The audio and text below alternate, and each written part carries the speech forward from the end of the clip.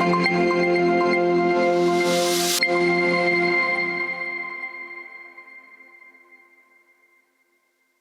is Common, and you're on the tightrope. Love.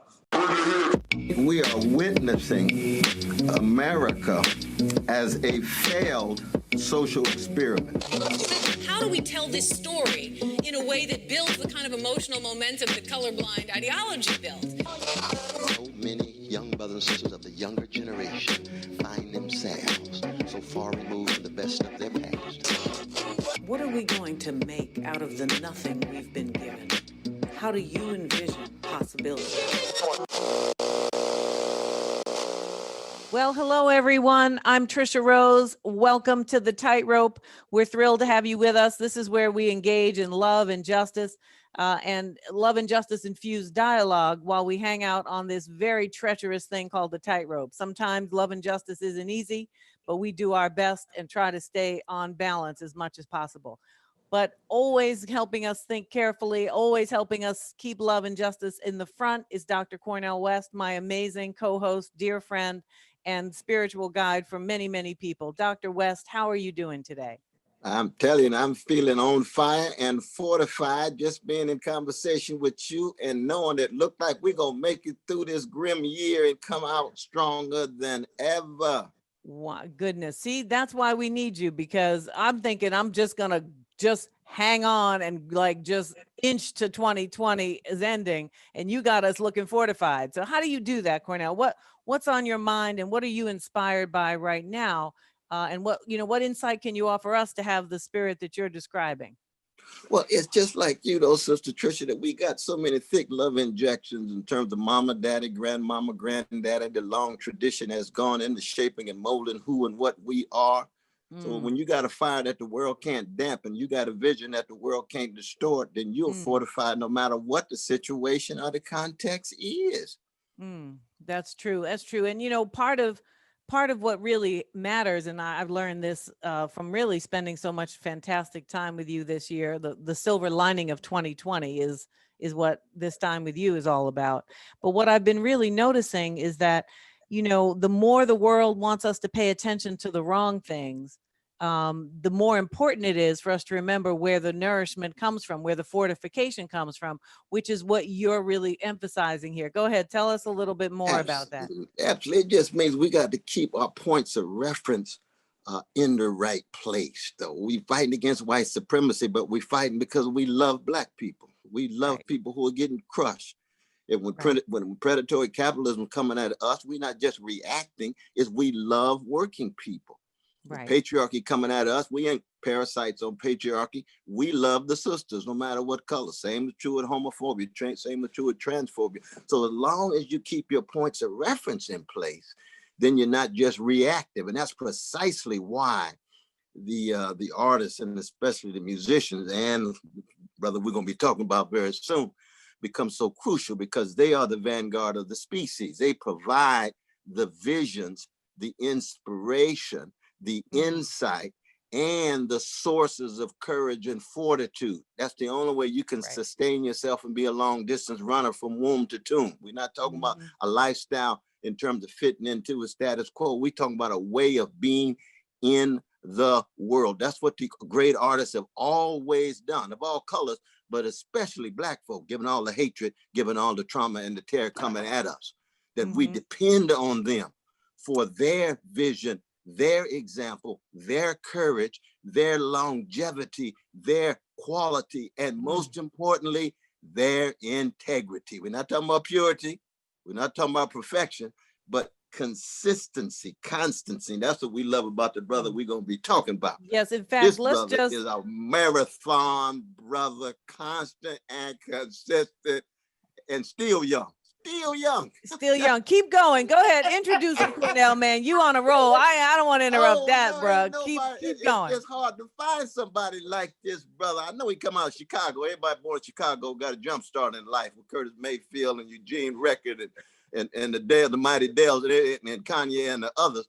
But this particular brother take us from resurrection to a beautiful revolution.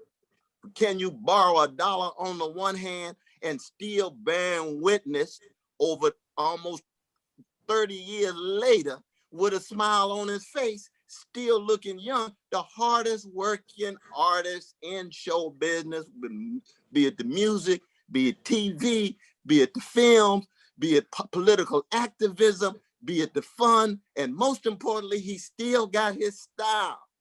He still got his style. I was listening to his father's rap last night. He said, now, son, I know from 47th Street to 87th Street, your hood was my hood, but always keep the love thing in place. See, that's Lonnie. That's Pops. Yeah. He puts a smile on Pop's face because the love thing is still in place in 2020, and that was 1994. That's what we talk about. We talking about Common.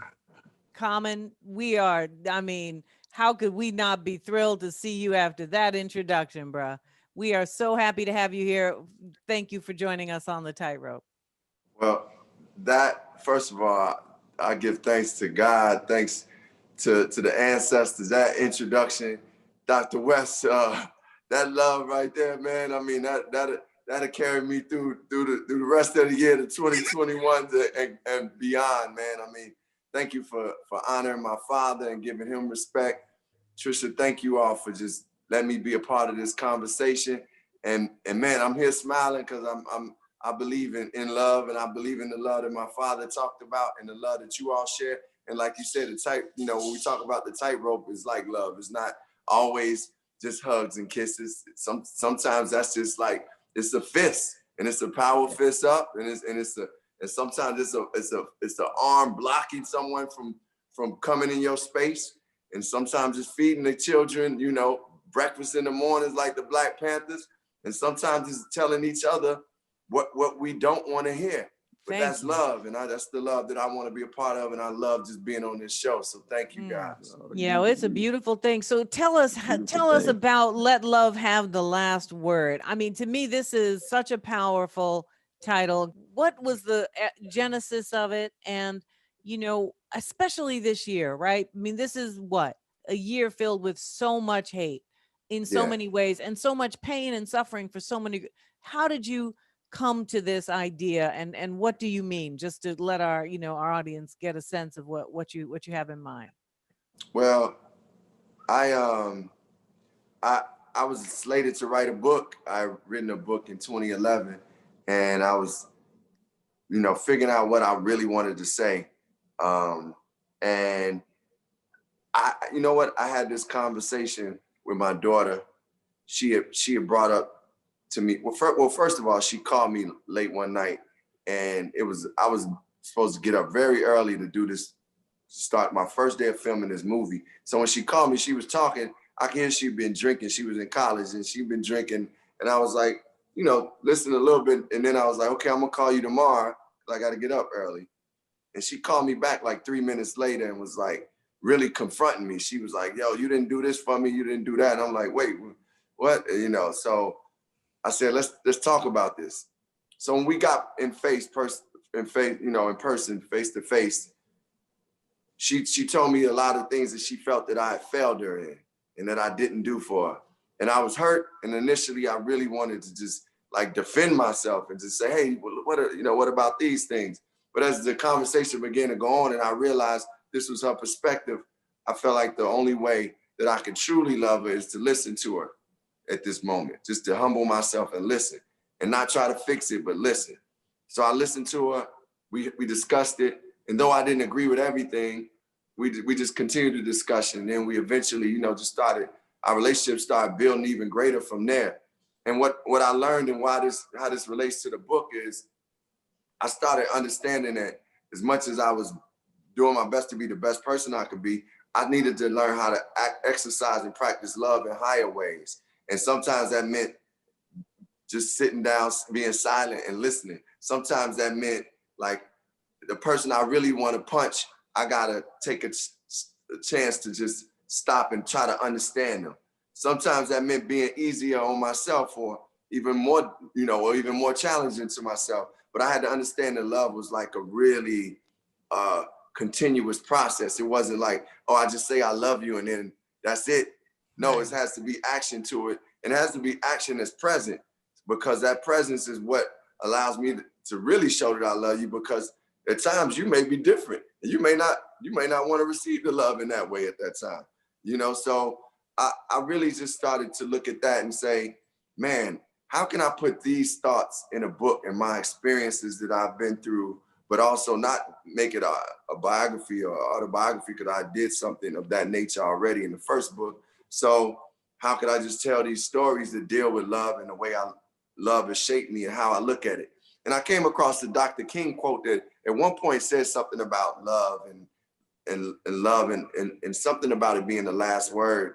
And I remember looking at the Bible and it said, let love and faithfulness do this. So I came up with the title, Let Love Have the Last Word, as a way of just saying, I'm going to apply love to everything I do. And I'm gonna apply it as a living organism, as a way of action, as a thing of action. And that's the whole gist of the book. And I wanted to bring it out I wanted our Black men to know too that, man, we go through different things and it's okay to open up and be open-hearted and to say, man, I've been hurt. I've been through some things, but I want to be better. And I wanted, you know, Black people to feel like, okay, it's okay to go through to different sources to be better, to know that we've been through trauma and have inherited trauma, but we can say that we can access and say that the things that we want to heal and work on those things, but it takes a certain vulnerability and an openness to do it. Absolutely. Wow. That's courage. That's the courage though, brother. I mean, you got some moments in that text when you start going into some relationships. I say, I know exactly what you're talking about, my brother. Yeah. Playing this thing out. And the benchmark of moral and spiritual greatness is humility, vulnerability, and along with tenacity. You see, so that the vulnerability is not going to disempower you. It's going to make you stronger. And that's what I found. That's what I found was that, man, it's something. The more I opened up, because I talked about some heavy things that went on, like from me being molested as a child, to like what I talked about with my daughter, and just dealing with therapy and different things. Man, the more I just was able to, because after I released the book, it was like conversations. I was having conversations about it, like Hey, that's right. And the more I did, first of all, not only was I liberating myself, but it was like couples coming up to me at the book signing saying, a woman would be like, "Thank you, you made my husband decide to talk about these things, or feel like it's okay to talk about these things, and this book has changed his way of thinking, or just open that person up." And several women have spoke to me about in their lives how it affected them. And my point is that you tell your stories and you tell the things and you open yourself up and be vulnerable, and it's liberating for you and it's strengthening for you. Like I feel like I'm myself more than ever. Absolutely. But I also, you understand that in telling those stories, you also giving somebody else access to open up, and somebody else a chance and inspiration to do it. And you're a part of their healing, and it's a powerful thing. Yeah, that's exactly right. That's critical. That's critical. And, it's so hard when you are in an intimate relationship, whether it's, romantic one or just a close community or a father-daughter relationship like you described, to hear someone else's pain when it's attached to something they think you've done or you might have done.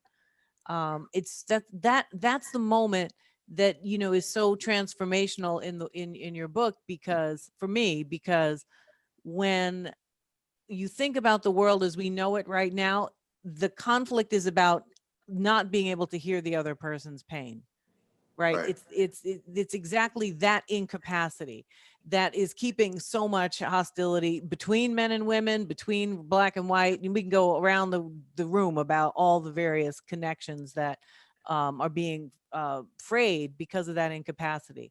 So that moment that you described, that ability to say, you know, the way you put it here, to listen and not defend ourselves, right? To have the strength to know that you can hear what someone else is saying. It don't mean you are going to come to pieces, but it can literally feel like that, you know? Yeah. And so to show particularly men who I think have been sold a terrible bill of goods about vulnerability as the equivalent of weakness. And that has been just a violent, detrimental, horrible piece of so-called masculinity that everybody needs to toss right on out. Man, I mean, that aspect right there could help heal so much of the violence that we have going on in our communities.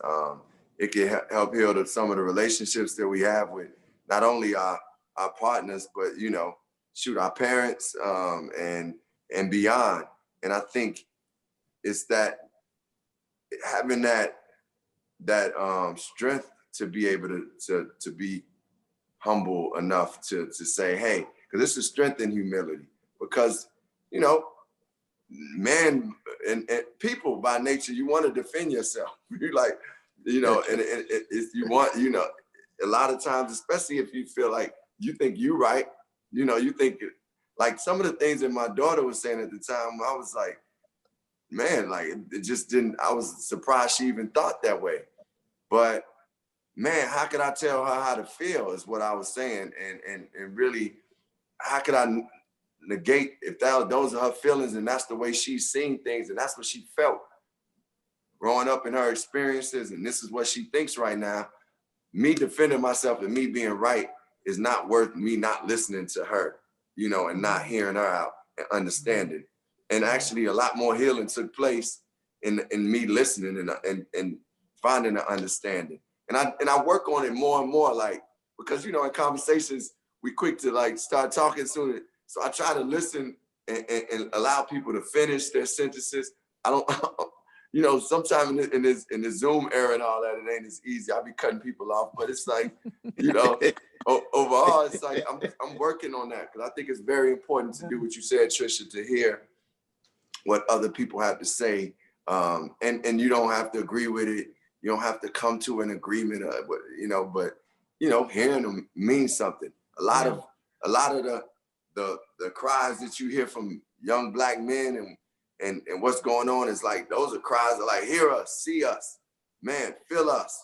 Like, and, you know, acknowledgement is one of the wounds and one of the things that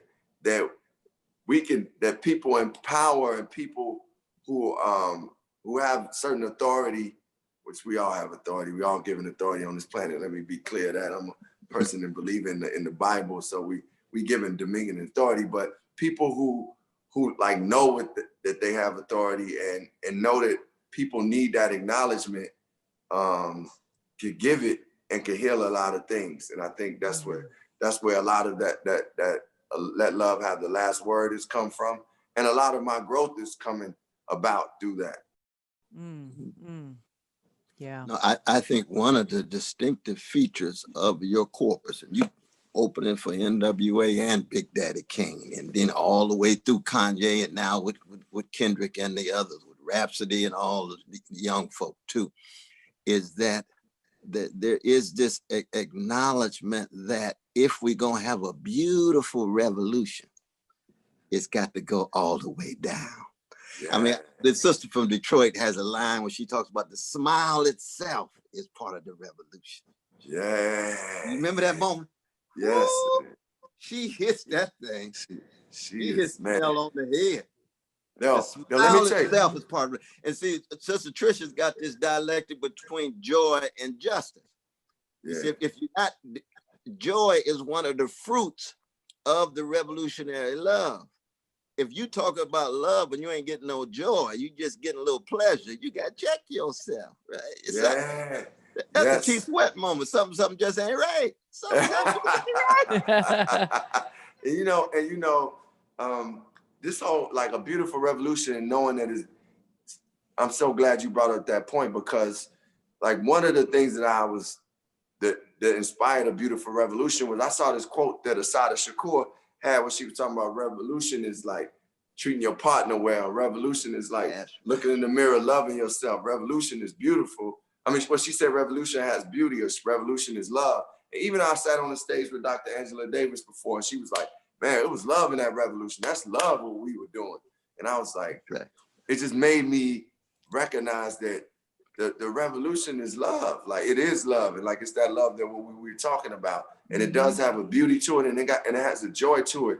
I was looking at the murder of Fred Hampton, the documentary, and I saw them, you know, feeding the kids breakfast, and I'm like, man, that's joy. Like, how can you say that that's not good? And these are revolutionaries. They saying we are feeding our children.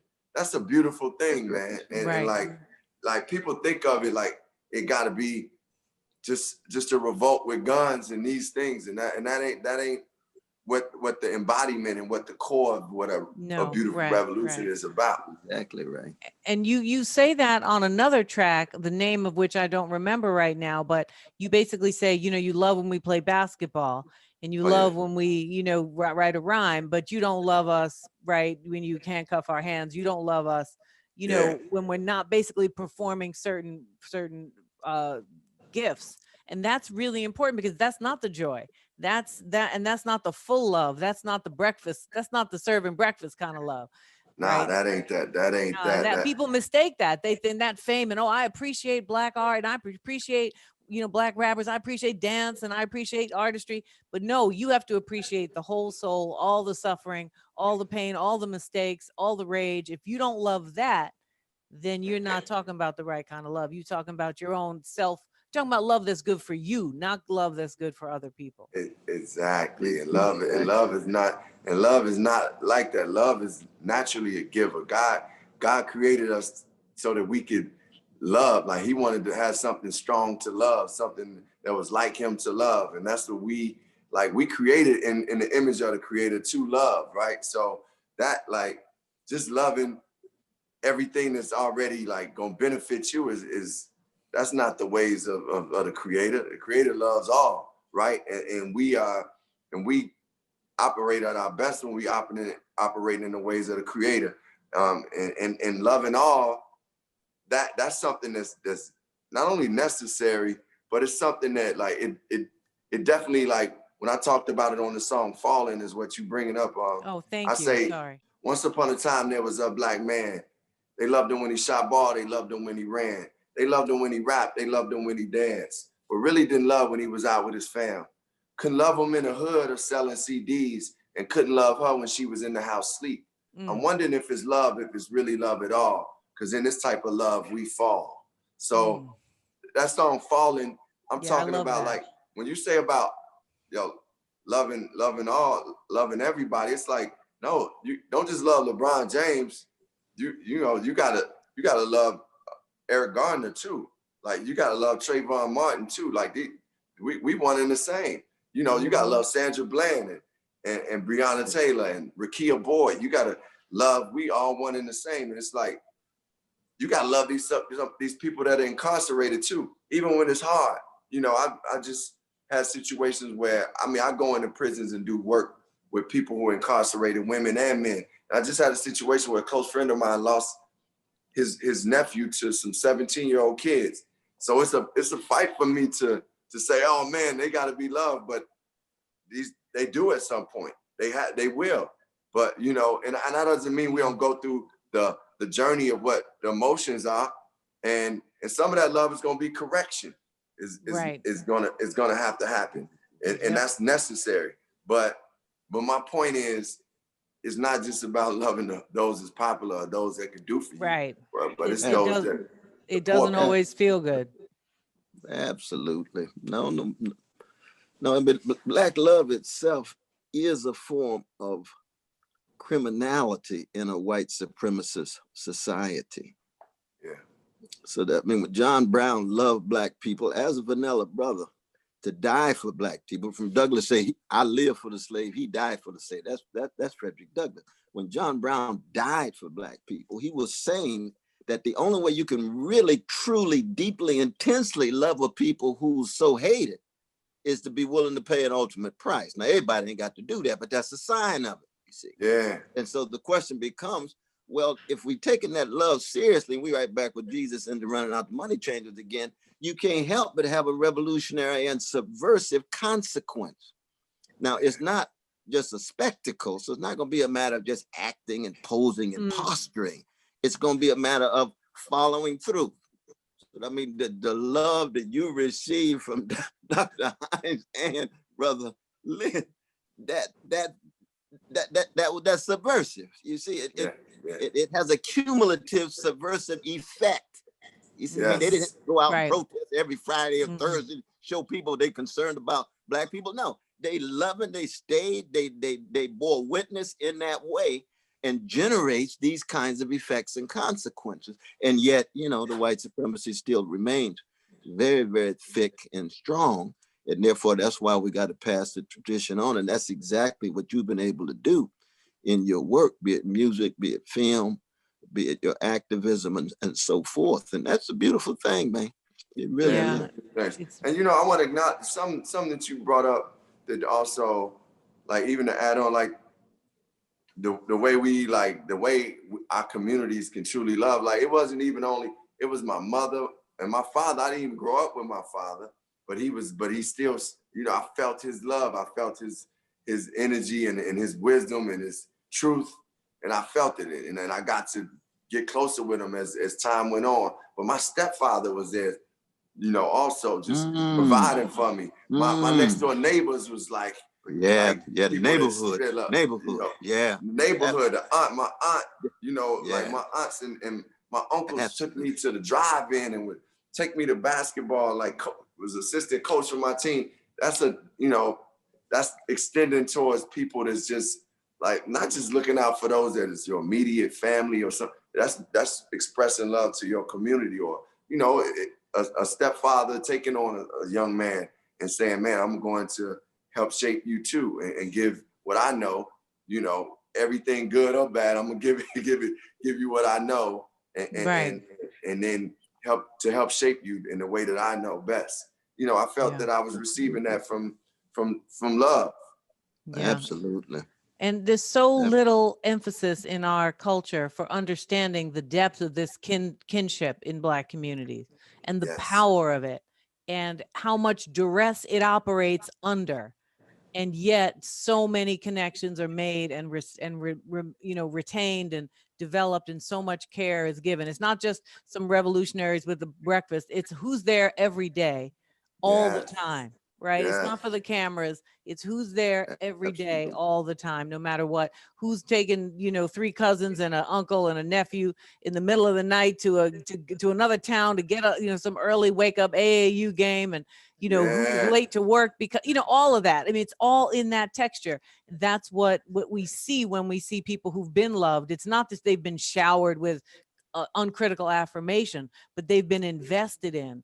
And they've been invested in because they matter. And then when they show that value, right, that is almost more frustrating to a white supremacy attitude than anything, because it means I have something you actually cannot take away from me. Hey there, all you tightrope walkers. So this week's Office Hours is a special edition because for the very first time ever, we invited our guest to stay on through the Office Hours segment.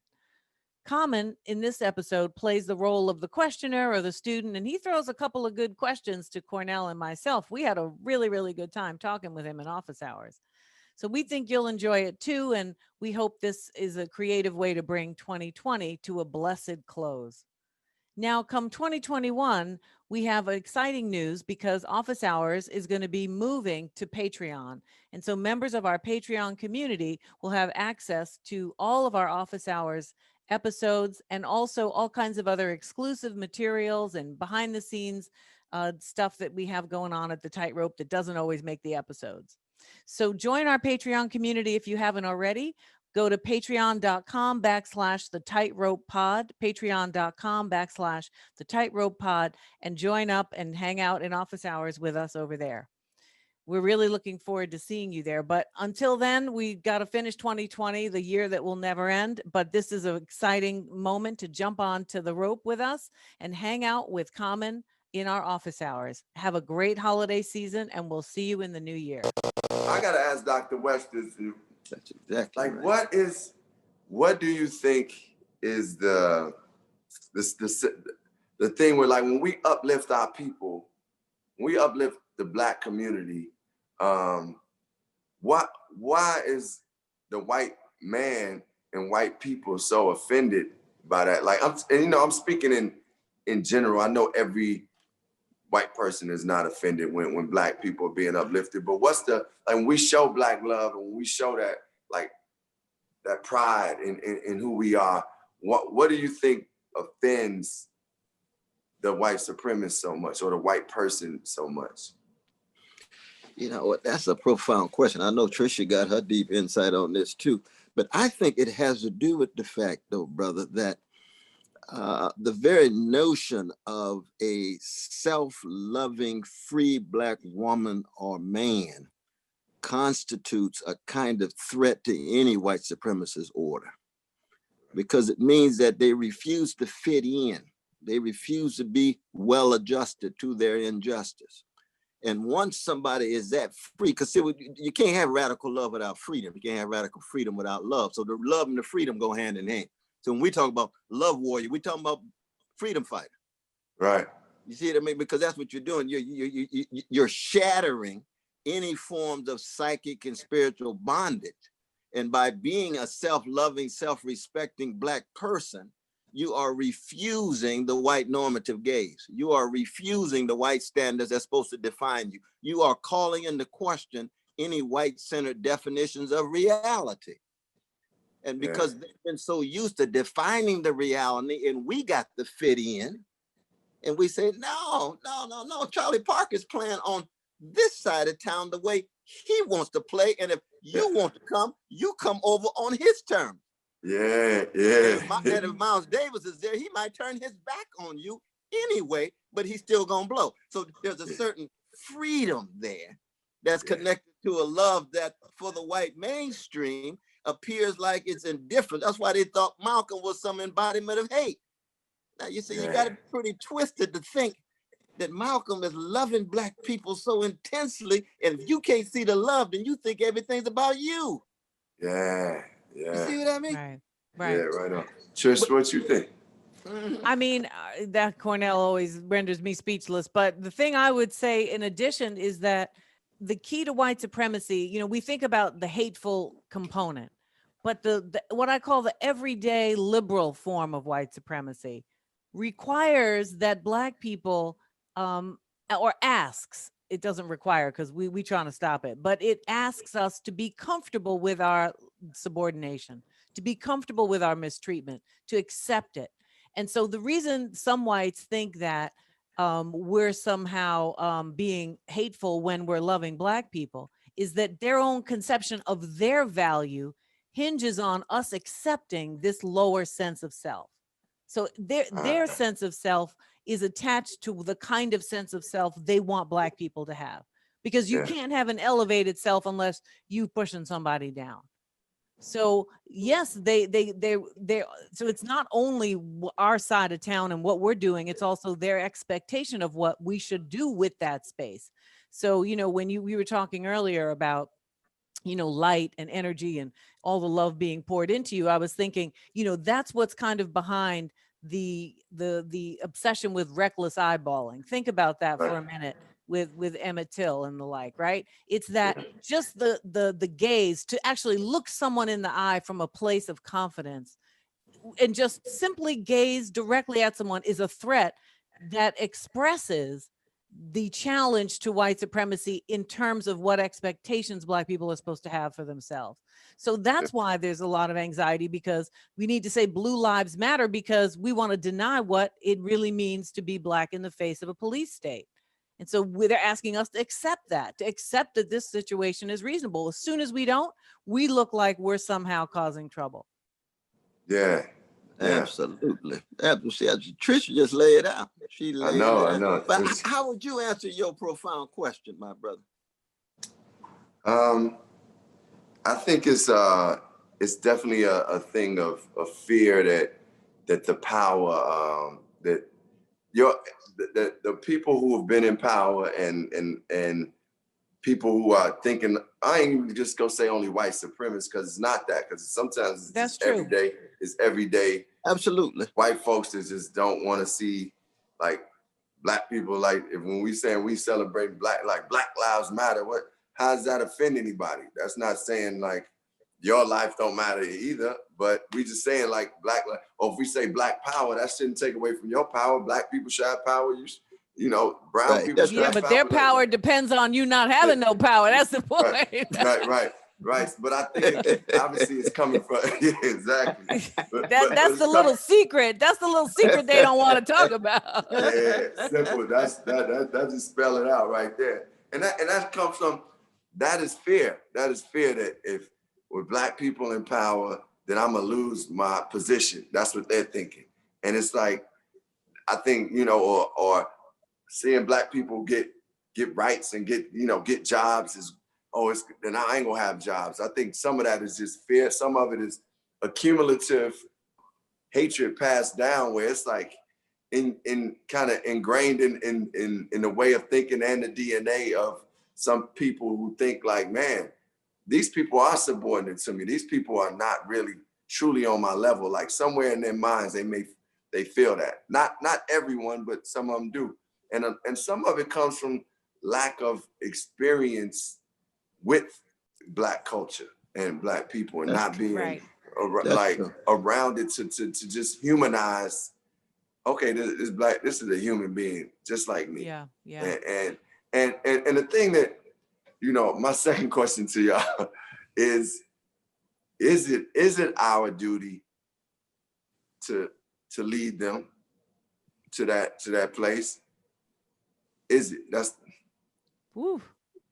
Common's coming strong today, Cornel. Yeah, you ain't lying, but Common always coming strong. I know. I just don't get this lovely opportunity. I'm gonna have to get his email or something, his phone number, so I can get these questions. This is heavy.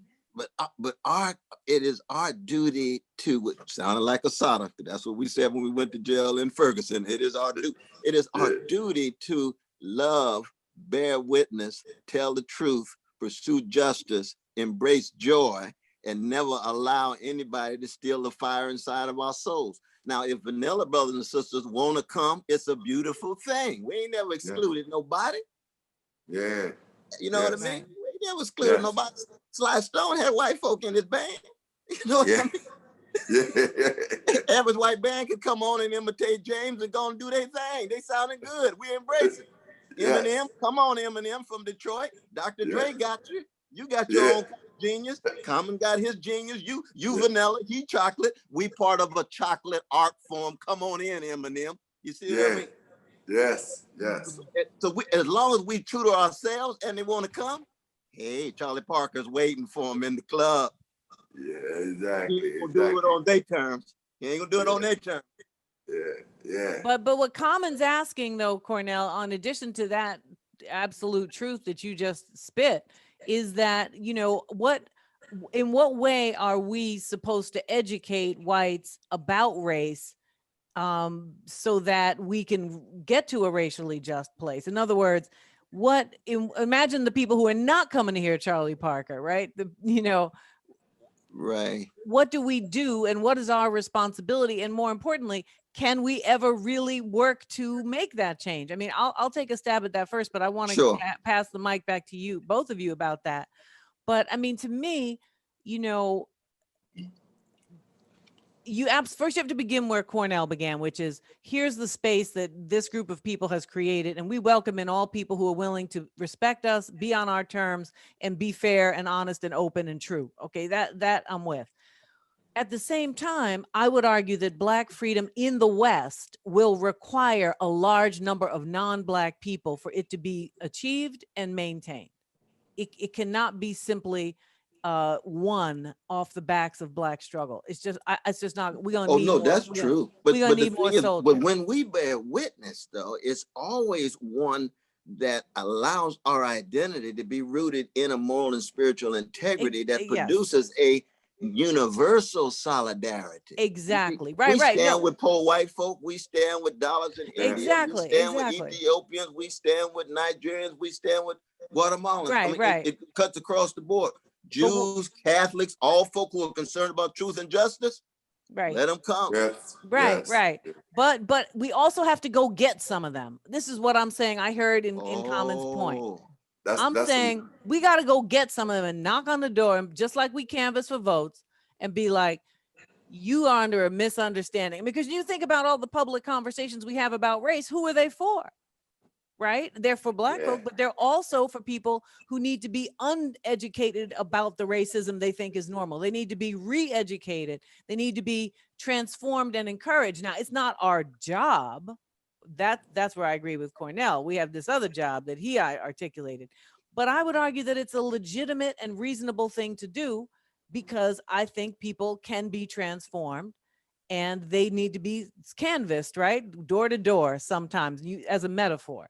So, I mean, to me, I think that's going to be important, because racism, sexism, homophobia, we're in a machinery that is always producing that all day long, unless we're going to work against it all the time in some place. We can't do it all day, every day, but as long as we're going to do it some of the time, then we have a chance to stop that machinery, but it's going to be going on regardless. So that's the piece I was adding to the puzzle, Cornel. Oh, yeah. I wasn't challenging what you were saying.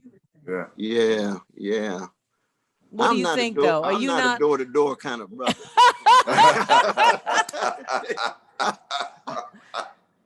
But let's think about Common. Let's think Common. So you're in a meeting, right? You're in a meeting in Hollywood. Cornel ain't going door to door.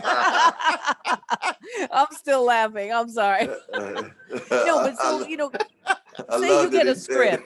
Common gets a script and it's like silly in terms of its racism, and I'm certain people have probably given him lines to say that were ridiculous, that he looked at and thought, I ain't saying this. What kind of foolery is this? Now, he can just go make a Black film with Black folk. That would be the equivalent of Charlie Parker, and invite in the white people who are ready to play with Charlie. Or he can try to figure out how to explain to this person that this is some nonsense. See that? So to me, that's two pieces but no, of the you puzzle. You can explain without going door to door, though. Well, but there is. You're just going to explain. You're going to explain it to him. Yes, I know, but there is a door-to-door dimension of this. Yeah, all right, Cornel, we're gonna have to keep on this one, because when but if your livelihood partially depends on developing contracts and relationships in these industries, same thing's true of academia, where you not you, Cornel, because we ain't all you. Some of us have to have mere mortal like jobs. So, you might have to go and explain why they misunderstand Black studies, or why they misunderstand hip hop. No, you might have to go, and some of true. that might be canvassing, right? Some of that might be, that's where you draw the line. Okay. Okay. All right. You've started Tricia, a whole debate. He went from shaking his head, to like, hold up, wait, that's where the line got drawn. I'm learning and listening. Now. Yeah. I want to speak to this because for me, it's times I feel like and y'all both said it's not our duty, but at times I feel like it's our duty. Like, I used to always hear the term the poor righteous teachers, like, we've been given a certain amount of wisdom, experience, and the children of God, no greater than any other nationality, but our experiences and what we have, I feel like it's our duty, like, to God, to go find the lost and to teach them, and to spread that type of strength and love. And then there's times where I'm like, man, how do I need to do that? Like, what am I supposed to do? Like, and I just don't feel like doing it. And I've been around people who like, man, that ain't our duty to do that. They've done all this damage. But I feel like if we don't take those steps, I almost feel like it's like teaching a child. Like, you got to teach somebody, like, mentally, if they are in an area where they haven't evolved, like, emotionally and mentally and socially, then you want to be able to teach them. And as we talked about Jesus turning over the money tables, it's like he was going to make change for that. And, like, sometimes that turning over that table might be in another space where somebody got to hear what needs to be said, and we got to give them that truth. So I feel, feel several ways about it, but overall, I feel like it's our duty to do it, and when we have that ability, we should make the effort to do it, and that's just my take on it. But no, I think that's why. I mean, for me, when I say bear witness, it includes that particular element, right? If people ask you for clarification, they ask you for better understanding, discernment, you say, well, in a humble manner, this is how I understand it, and I think this is the case, you know what I mean? So in that sense, it has a certain kind of quasi crypto canvas like quality to it. Quasi crypto style canvas about it. That's Cornel's way of saying he ain't gonna canvas, but he's gonna be next door to canvassing. I'm gonna be open to anybody whosoever will. I see what you're saying, but I mean, this is why we call it the tightrope, Common, because you know it is a struggle out here to figure out what are the right strategies, and are they always right, and are they always right for everybody? And the answer is no. But there are some things we want to stay on that rope about. Yes. And so it's really that continuity and that contradiction that, you know, it's not always easy. And I mean, I take a slightly different path than Cornel because of my own predilections, but we're all on the same page. Yes, and I'm on the rope with y'all, and though, like, you know, I love what you all are doing. I love what you all have done in life. I just want to say I'm honored, like, to be able to build with you guys and to listen, and you know, Dr. West, from for as long as I've known your name and received your information, and like, and heard you speak and just been around you, it's always inspiring and enlightening. And Tricia, just to get to build with you, and the times I've been able to hear you and get to know you and listen to your wisdom, it's like, man, we need this on the planet. You know, I'm just grateful that you all are out here doing this. I'm grateful to be on the tightrope. I'm walking that tightrope with you. And then, like you're saying, sometimes I might be over here. You might be over there. Tricia might be over there. But we all on the same path, you know. And I thank God for that. I mean, the beautiful thing is no unanimity, no cheap unity. We're raising our voices in a distinctive way, but as long as we somewhere on that love train, we don't have to begin to say, staying on that love train. Sometimes I'm in the caboose, you know what I mean? But I'm on that train, goddamn. I'm on staying that train. I'm in the dining car at happy hour right now. Yes. Man, well, Common, it's been fantastic. We've gone way over holding you over your time and everything. You make this so special, man. I mean, it's such an honor and such a blessing, so uplifting. We're really grateful that you come. You know, you're welcome back anytime. We don't need any reason whatsoever to have you, except you want to be on the tightrope. Well, I would love to be on again. I love getting to talk with you all. Like, it's been fun. It's been amazing and been enlightening. So I'll be there, man. I'm gonna send prayers for y'all and just keep doing what you're doing. You do the same. We got prayers for you. We are saluting your genius and your witness, brother. I tell you. Excellent. No, entirely. Well, as you all can see, Sister Tricia and I were overjoyed to have Brother Common on the tightrope. In fact, the conversation was so rich, it got so deep, it became a kind of love fest, and it went on much longer than we expected. The brother was so gracious, I want to say. He just so generous. He got love flowing all out of him. And he was gifting us with time and more time. So we decided to pay it forward and gift our Patreon community with some beats with a holiday treat. So we're sharing part 2 of the Common Conversation on our channel at patreon.com/The Tightrope Pod. We invite you to subscribe to our Patreon community today. We want you as part of that community. We're going to unlock the extended episode along with lots of other empowering exclusive content. And you get a chance to see behind the scenes footage, what's going on beneath the surface. But before you go, here's a short clip of that extra footage for your viewing pleasure. Stay on the tightrope. that too much of commercial mainstream hip hop, and you know, Common, I've been writing and arguing about hip hop for a very long time, defending it for decades, starting whole fields in academia to support it, but also being very critical of what I think has often, not entirely, but often happened in commercial hip hop, right? Where the worst of what we've been asked to survive has become the source of our identity too much, right? Yes. And so I worry about not only you know, when I say the pressures you might be under, I worry about the way that market is pressuring young people who didn't have Mahalia, people who didn't have your dad, people who may be in other circumstances, and are really, in a sense, becoming seeing their success only in terms of these kinds of market images and demands. So how do you manage that reality around hip hop? Because you're still such a, you know, you're a statesman in the art form. What is your answer? What do you tell people? How do you help young people see that, but not sort of, you know, become overly invested in it and still love hip hop at the same time? Well, I mean, I definitely approach them with love, and that love is coming in a form of truth. I don't like hold punches, but I also try to, you know, listen to them. You know, one of the things that we talk about, you know, whether it's young people or whatever, another people that ain't even like you, or people that may be saying things, I do my best to listen. So when I come back and say something, or if I need to say something and I'm saying something, I've heard you. And I mean, a lot of times, you know, even a young artist, just some of them was like feeling like the artist from my generation just wasn't even looking to hear them.